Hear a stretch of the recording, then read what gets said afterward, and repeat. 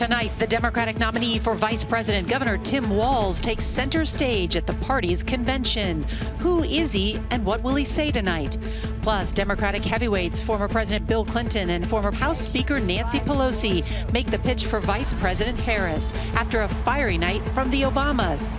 America's ready for a better story. We are ready for a President Kamala Harris.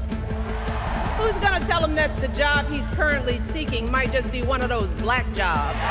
A special edition of the CBS Evening News from Chicago starts now.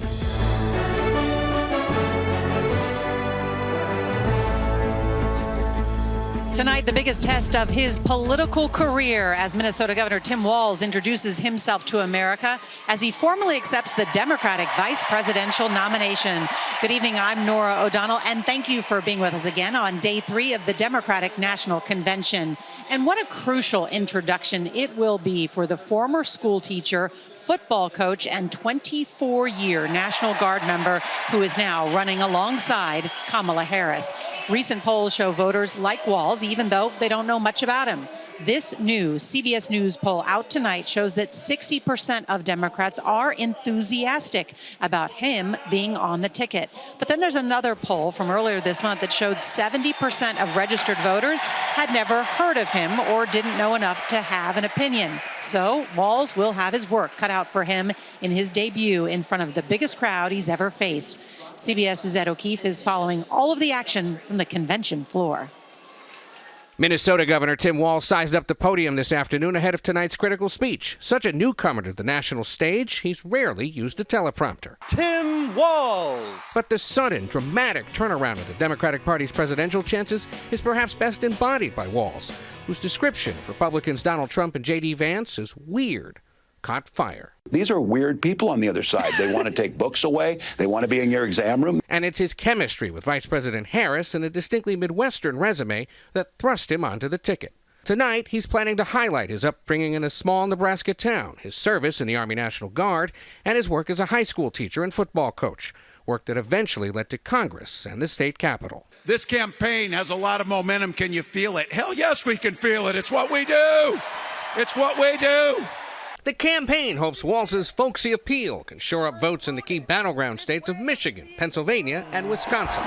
United Auto Workers President Shawn Fain said Walz connects with those voters. Midwesterners and people in the blue wall, they look at Tim Walz and they see themselves. Republicans, meanwhile, are raising questions about Walz's military service, accusing him of retiring from the National Guard in 2005 to run for office rather than deploy with his unit to Iraq.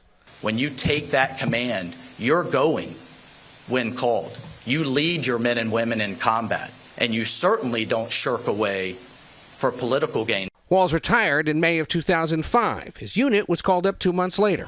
He has said he didn't know when or if his unit would be sent to Iraq. I am damn proud of my service to this country, and I firmly believe you should never denigrate another person's service record.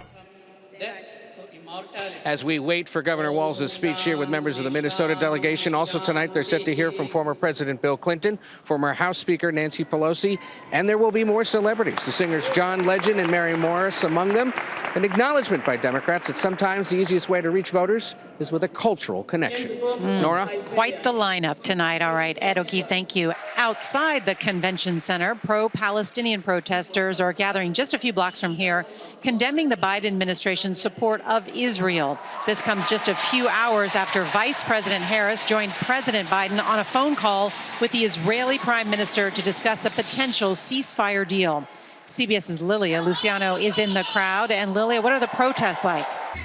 The sanctioned, permitted rally that began tonight, that was organized by one of the leading groups that has been organizing protests this week and started at Union Park, has now moved through the streets. As you can see, there are thousands of people holding signs, chanting, and many of the symbols talking about 40,000 people that have been killed in the war in Gaza. They're calling for the DNC, the people, the Democrats who are right here. As you can see, there's a line of police, and right there is the United Center, the place where the DNC is taking place. And they're saying the louder we are, the more they will get to listen to us. What these people tell us is they want a ceasefire and they want the U.S. to stop sending military aid to Israel.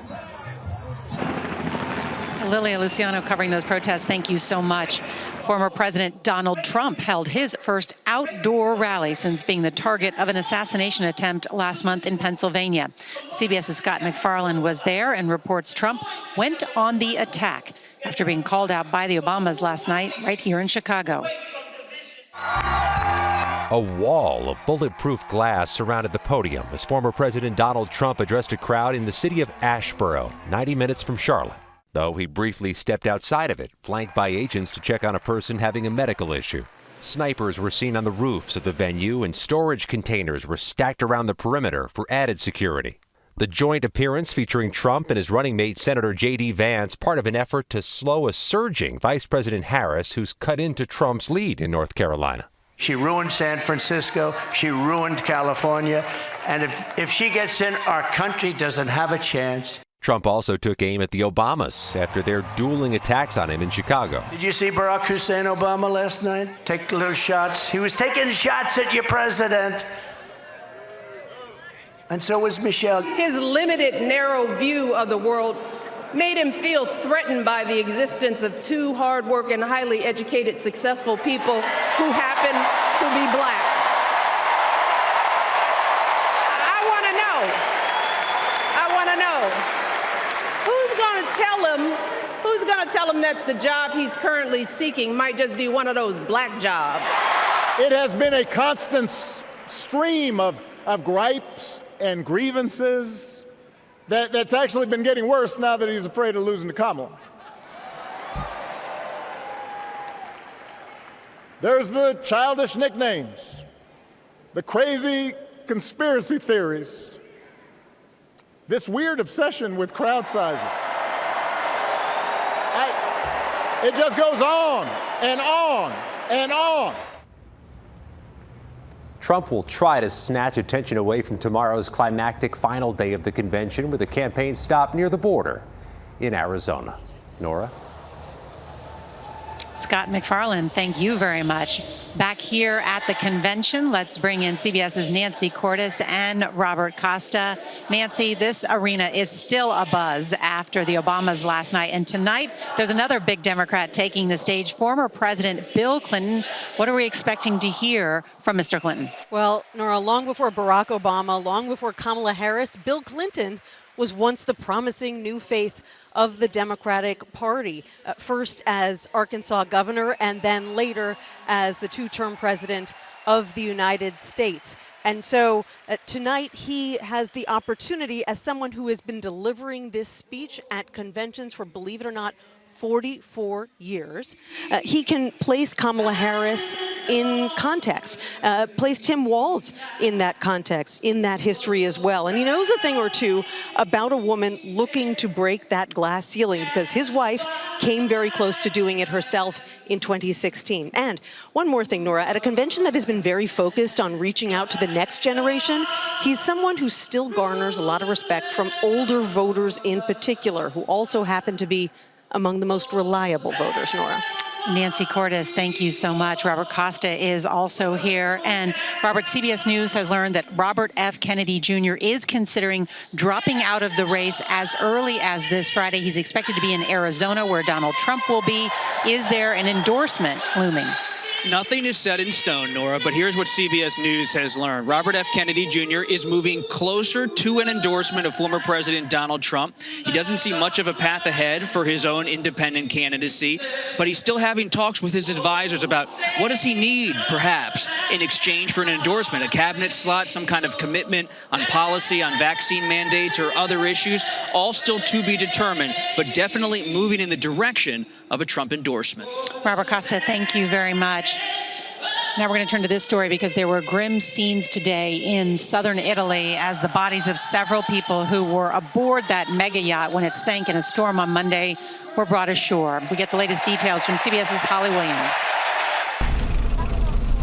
Divers found 5 bodies today in the wreckage of the super yacht, the Bayesian. One is still missing. An underwater drone is helping the search. The luxury yacht, over 180 feet long, went down early Monday morning about a half-mile offshore near the village of Porticello. Italian officials say they believe the yacht may have been hit by a tornado over the water, known as a waterspout, though that isn't confirmed. 15 people were rescued, but amongst those who apparently didn't make it to safety were a British tech magnate, Mike Lynch, along with his American lawyer, Chris Morvillo, and his wife.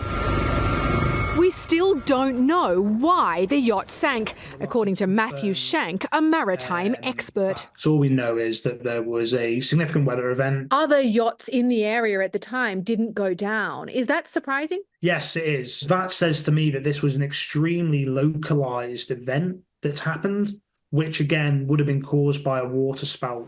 Italian prosecutors are reportedly already questioning survivors to determine exactly what caused the yacht to sink. But Nora, it is not a criminal investigation. Holly Williams, thank you very much. Russia's capital came under attack today when Ukrainian forces sent one of its largest waves of drones ever into Moscow. The Kremlin says those 11 drones were shot down, but Vladimir Putin's forces also have their hands full as Ukrainian troops try to push further into Russia. Tonight, CBS's Ian Lee gets details on Ukraine's incursion into Russia from a military commander. And we do want to note the Ukrainian army did review the interview, but they had no editorial control.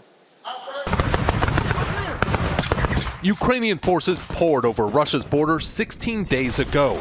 Helping to lead the charge was Commander Vitaly, whose identity we were asked to conceal. What is the mood like that they're finally taking the fight into Russia? First of all, it gave hope. It raised the morale of the personnel. He says American mine-clearing equipment proved critical in the opening hours of the incursion. But as the battle progressed, Ukrainian drones became their greatest asset, the eyes in the sky protecting his troops and directing artillery. Another key factor, U.S.-led training of Ukrainian forces. Has your NATO training helped with this kind of operation? Yes, it opened our eyes in a new way. With this experience, we can conduct similar operations in the future. But he keeps his focus on the here and now, to secure President Volodymyr Zelensky's buffer zone and to help ease the burden of Ukrainians fighting in the country's east. While visiting a factory, Zelensky admitted the situation in eastern Ukraine is difficult. Russian forces are gaining ground, moving in on the strategic city of Pokrovsk. But the fighting in Kursk, the commander says, is drawing some of those Russian forces away. Vitaly argues the Kursk operation shows Moscow can be beaten. It shows they do not have any advantage. Their advantage is just in numbers. He believes Ukraine's main advantage is the will to win. Ian Lee, CBS News, Sumy, Ukraine. Tonight in Texas, nearly 25 million people are under excessive heat warnings or advisories with temperatures in the triple digits. Del Rio had its hottest August day ever, hitting 112 degrees today, while San Antonio and Austin had their hottest day this year and broke daily records at 108 and 109. Tonight, as Democrats gather here in Chicago, they are also remembering longtime Congressman Bill Pascrell, who died today in his home state of New Jersey. At 87, Pascrell was the second oldest House member. He was favored to win a 15th term in Congress this fall, leaving Democratic officials just 1 week to select a new nominee. Pascrell had been hospitalized recently with a respiratory infection. Governor Phil Murphy called him a giant of New Jersey and a unifier in every sense of the word. Taylor Swift is speaking out after a terror plot forced the cancellation of 3 of her sold-out shows in Vienna. We've got the details next.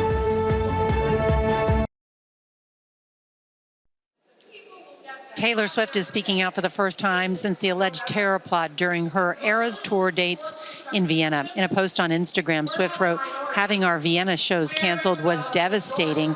The reason for the cancellations filled me with a new sense of fear and a tremendous amount of guilt. 3 of her shows were canceled after 2 men were arrested after planning to attack the venue. Swift finished out the European leg of her record-breaking tour this week with the last of her 8 sold-out shows at London's Wembley Stadium." Eye on America is next with a look at an election clerk who's working overtime to convince members of his own party that elections are fair, accurate, and secure.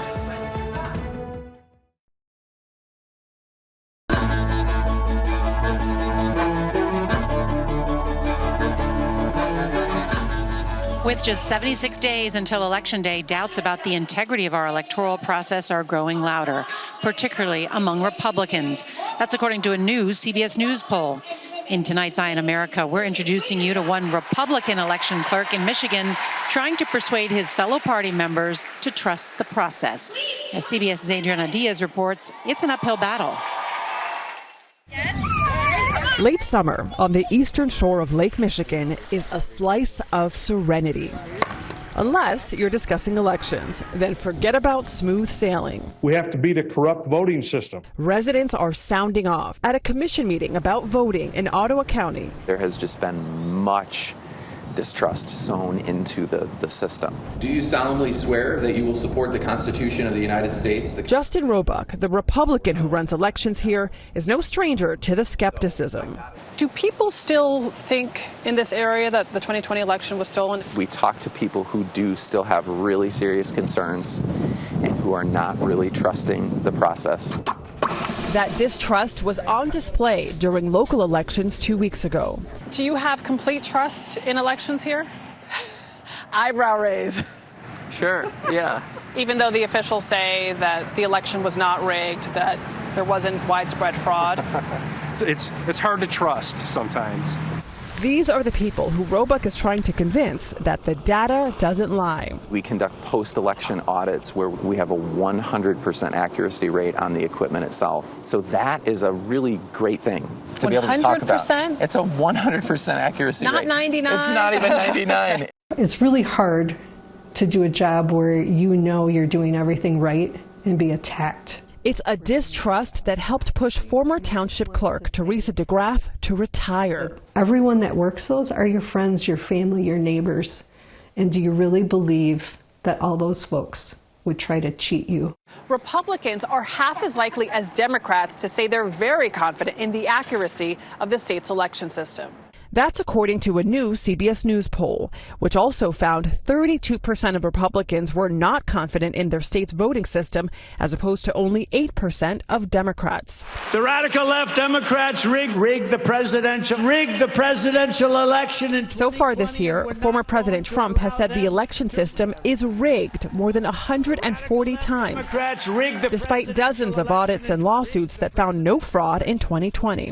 If we cannot trust the way that we choose our government, we are in a bad situation as a country. That's why this Republican is working on restoring that trust. Please feel free to come out. We're here from 9 to 10:30 this morning. With demonstrations on how voting machines work. We are essentially testing the accuracy of this equipment. And confronting officials who allege fraud. It has been proven ballots are coming in from outside sources that are not from voters. We have not seen any evidence at all. With the presidential election just months away, clerks like Roebuck. We live in this community too. We shop here, our kids go to school here, we go to church together, and we need to be able to build those bridges. Are trying to rebuild that trust, one voter at a time. For Eye on America, Adriana Diaz, Ottawa County, Michigan. That trust is so critically important, and we will be right back from night 3 of the Democratic National Convention.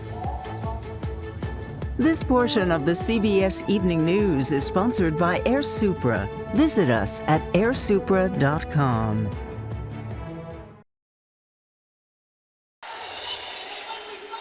Finally tonight, the theme of the day 3 here at the Democratic National Convention is a fight for our freedoms. Democrats will say that Vice President Kamala Harris has spent her entire career fighting for the freedoms of everyday Americans, while Donald Trump has spent his life fighting for himself. Tonight will feature some of the heavy hitters of the Democratic Party over the last 30 years, including former House Speaker Nancy Pelosi and former President Bill Clinton. It will culminate with the keynote address from Minnesota Governor and Vice Presidential nominee Tim Walz. Our special coverage of the Democratic National Convention continues next here on CBS, and that's tonight's CBS Evening News. I'm Nora O'Donnell in Chicago. We'll see you in a moment.